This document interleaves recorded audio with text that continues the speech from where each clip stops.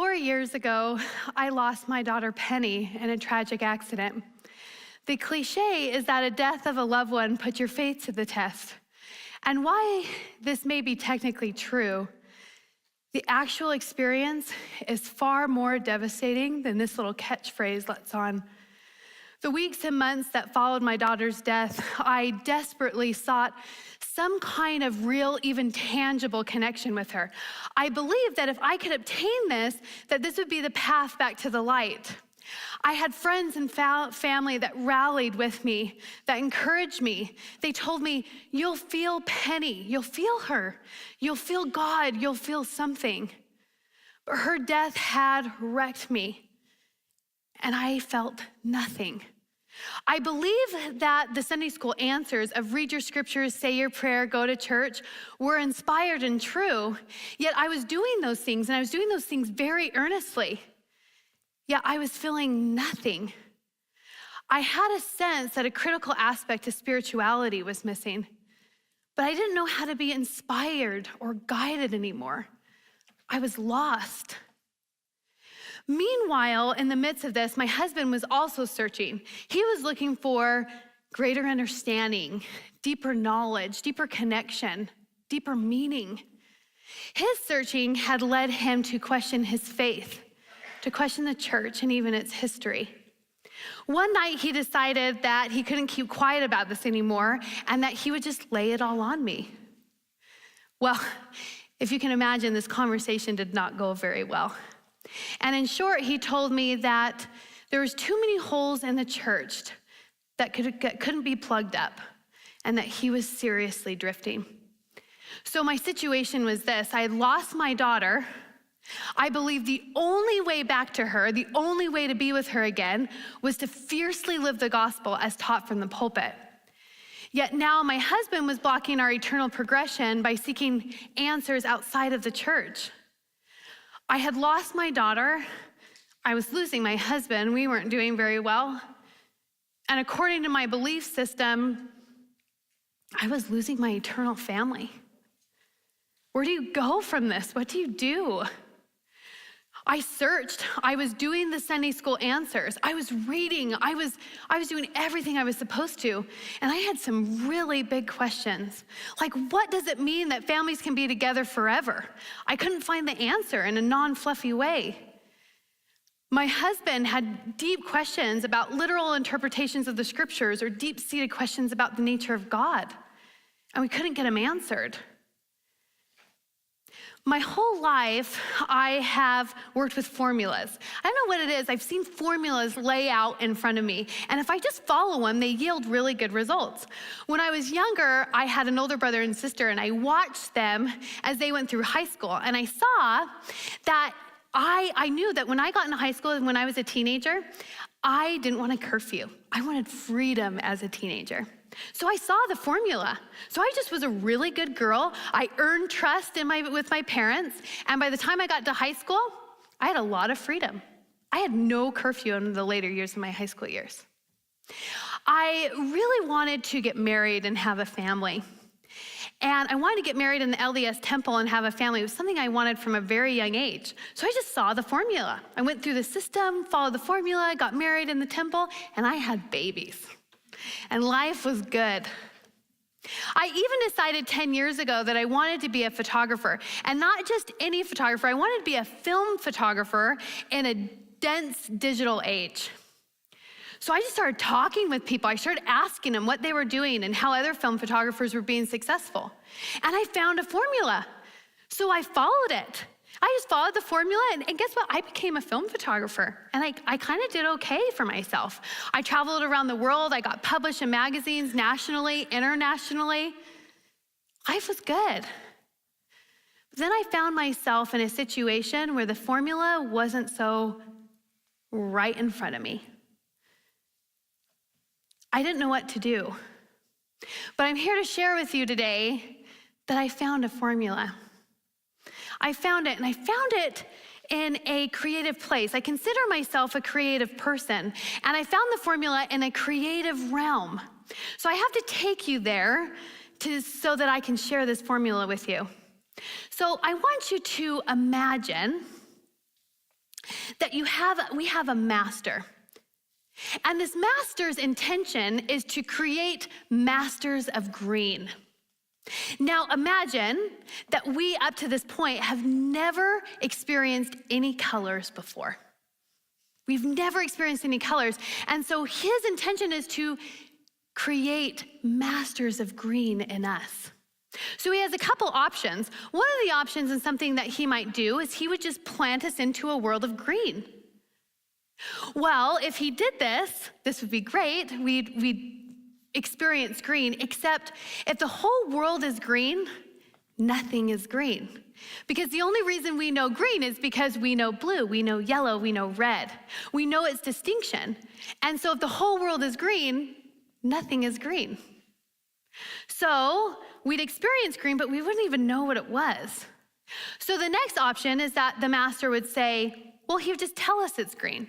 Okay, by the way, this is Green. This is green. You got this? Okay, so then we'd know that it's green, except that's how we teach our preschool students. We give them picture books and we point to pictures and we say, this is green. So he would just teach us on a very preschool basic level. Well, this isn't good enough for us. We want more. We want to be masters of green. We don't want to learn green on a preschool level. So what would the master do then? I propose something that he might do. He might plant us into a world of blue. Now, if we've never experienced any colors before, then we wouldn't even know it was blue, right? If the whole world is blue, nothing is blue. It would just be, it is. So we'd be in this world of blue and we'd think it's great. We'd love it. It would be a beautiful world. We wouldn't know what it is, but some of us might think it's all that there is. And some of us might feel a little unsettled, that we might always think, well, isn't there something more? But we'll just continue in the world of blue. Well, then next, the master, he would take us out of the world of blue, and he'd plant us in the world of yellow. Now, this is interesting because a couple things would happen here. You'd have one group of people that would love yellow. They'd love it. It's full of new ideas and new perspectives and new feelings. Who needs blue anymore? Blue is old news. I just want to stay in the world of yellow. This is what I want. This is all that I need. So they just want to abandon blue and stay in yellow. Well, a second group of people might hate yellow. Oh, I hate yellow. It's too warm. It's too hot here. I hate these new ideas and these new perspectives and these new experiences. Take me back to blue. I just want to get back to what's familiar, and I just want to get back to blue. Get me out of here. Then you'd have a third group of people. And this group of people is interesting because they wouldn't abandon blue, and they wouldn't abandon yellow. They would see something in front of them that just is not visually apparent with our mind's eyes connected to our physical brains. They'd see that the master gave them blue and yellow. Why would the master give them two colors that seem so contradictory? And then they would ask, is there something more? And in that moment, they'd have an awakening. As blue and yellow, blue flowed through them. It was a part of them, and it was a part of who they were. They experienced blue. They couldn't unexperience that. But now so is yellow. Yellow flowed through them. It was an experience and something that they have now experienced. They couldn't undo that. It now flowed through them. And then they would see green. And they would want to share this with their friends. So they'd go to the people in yellow and they'd say, oh my gosh, I've experienced something so profound. You haven't seen it, but I want to tell you about it. So the people in yellow, they'd ask them with yellow questions. They'd say, well, is it warm? Is it yellow? They'd say, well, yeah, it's warm. Yeah, it's yellow, but it's not about that. Then they go to the people in blue and they'd say, well, is it blue? Is it a cool tone? And they'd say, well, yeah, it's blue and it's a cool tone, but it's not about that. Well, we know and that what they see and what they experience is green. Now, this is called a paradox. A paradox is self-contradictory. It's two ideas or concepts that are both true, but in general cannot be true at the same time. Now, I realize that by definition, blue and yellow are not paradoxical, but they are opposite sides of the color wheel, one warm and one cool. And they're helpful for illustrating how you can have two contradictory ideas or concepts that can lead to a transcendent concept that eliminates the apparent contradiction. Let me explain. You can have blue and yellow that seem contradictory, and that can lead you to a transcendent concept, green, that eliminates the apparent contradiction. The idea here is to keep swinging from one pole to the other, to never rest on one and abandon the other. To rest on yellow and abandon blue, or to rest on blue and abandon yellow, is to lose hold of the highest truth. It's to lose hold of seeing things as they really are, seeing them as the master intended, seeing green. Now, this is baffling for the human mind because the human mind works on the logical principle of contradiction that states that two ideas and concepts can't be true and false at the same time. But this is where the highest level of truth lies. It transcends the principle of contradiction and can only be grasped in paradox, in opposition in all things. In our world today, we see such polar views. We see polar views in our world, in our homes, in our families, and we even feel them in our own lives.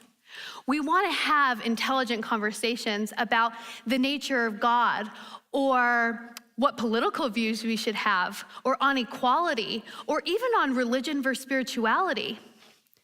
However, these conversations can only be done with our minds that's connected to our brains.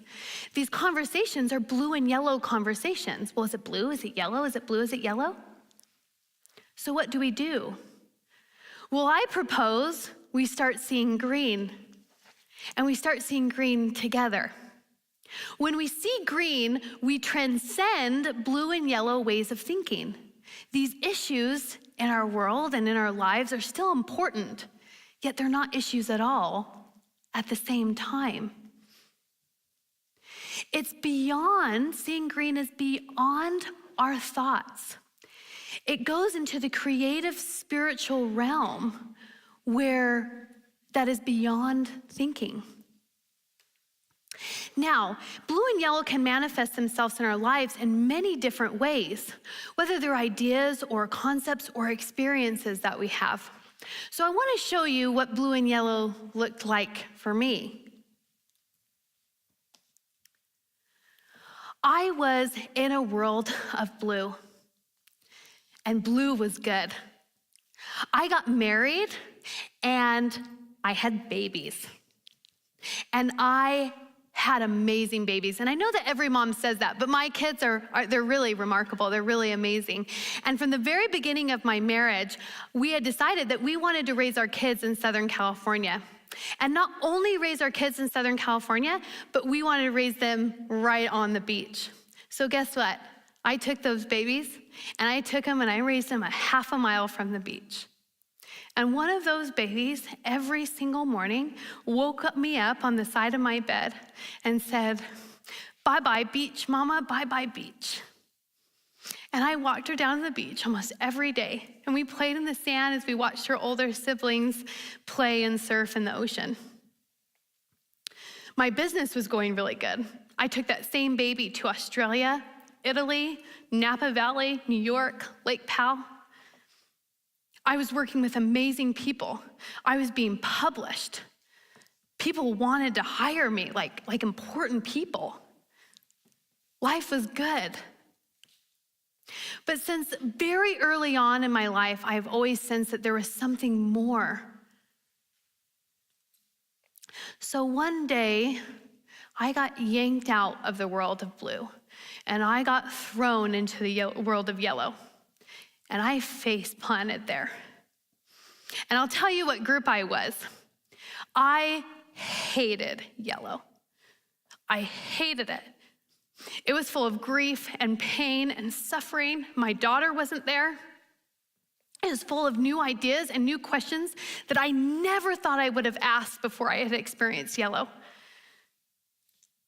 All I wanted to do was go back to blue. I just wanted to go back to blue, because isn't that the real test? I thought, well, the real test is if you get exposed to yellow, and if you can make your way back to blue, then you've done okay. So that's what I tried to do. I just tried to go back to blue. I tried to go back to my everyday life.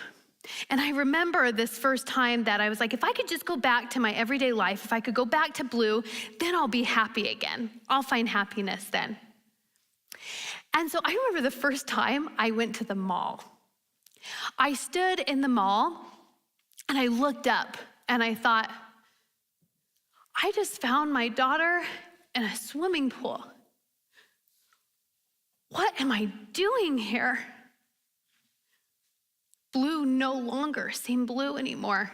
Those things that once seemed so blue to me no longer felt blue, because once you've experienced yellow, blue will never look the same. It no longer, it is. We now have the distinction of blue and yellow, and blue will no longer look the same. So I tried again. I thought, I'm a creative person, and delving into my creativity has always helped me. So at the time, I wasn't really shooting anymore, and I just thought, if I go back to photography and I start shooting again, well, then I'll definitely find blue.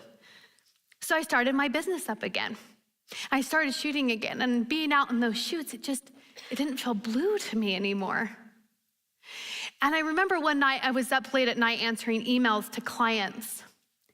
And I remember I came across this one email and I thought, I am trying to find out the mysteries of the universe. I am questioning my eternal nature. I'm trying to feel what it means to feel my daughter who has died.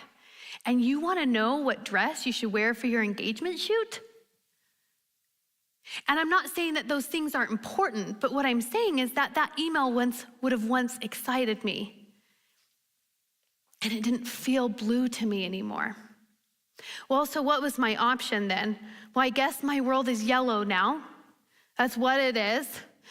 And I'm not finding the answers that I'm looking for. So maybe if I can just endure yellow, then one day I'll die and the answers will come. Well, this didn't resonate with me, because you don't know me, but I don't take no for an answer very easy. So I started searching, and I started reading, and I started a daily practice of mindfulness and meditation. And I found something. I found that I had experienced blue. Blue was a part of me. I couldn't escape it. But now I've experienced yellow. Yellow also was a part of me, and I couldn't escape it. So I started to provide a space that blue and yellow could exist together inside of me. And I did this, and at first it was very uncomfortable. Blue and yellow was pounding back and forth, and it's uncomfortable. It doesn't feel good at first. But as I provided this space, something amazing happened. I realized the master gave me blue, and the master gave me yellow. Why would the master give me two contradictory colors or experiences? Maybe there's something more. And in that moment, I saw something. I saw something very profound and very beautiful. I saw green. Now, people ask me, well, are you still happy? Did you find happiness again? Did you go back to blue? Did you find happiness again? Or do you still suffer? Do you still have pain? Do you still suffer? Well, what's interesting about green is These are blue and yellow questions.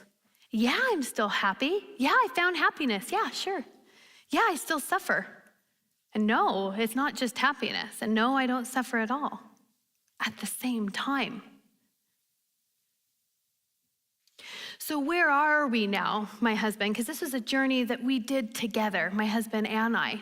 So where are we? We are members of the Church of Jesus Christ of Latter-day Saints. And we see green. Why did we stay in a religious tradition or organization? Because we saw that you could see green here. And not only can you see green here, but you were never intended to stay in blue and yellow.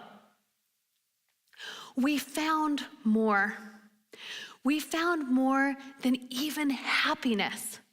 We found more than even the apparent split between happiness and its opposite. Down this path, we found green. We found oneness, unity. We found each other. We found God, and I found my daughter. I found her. God and my daughter were in green the whole time. So if you're searching for more, you're searching for deeper understanding, deeper truth, more knowledge, you're searching to transcend your current suffering or struggle, you can see green. And not only can you see green, but there is a place for you here. And not only is there a place for you here, but you're needed.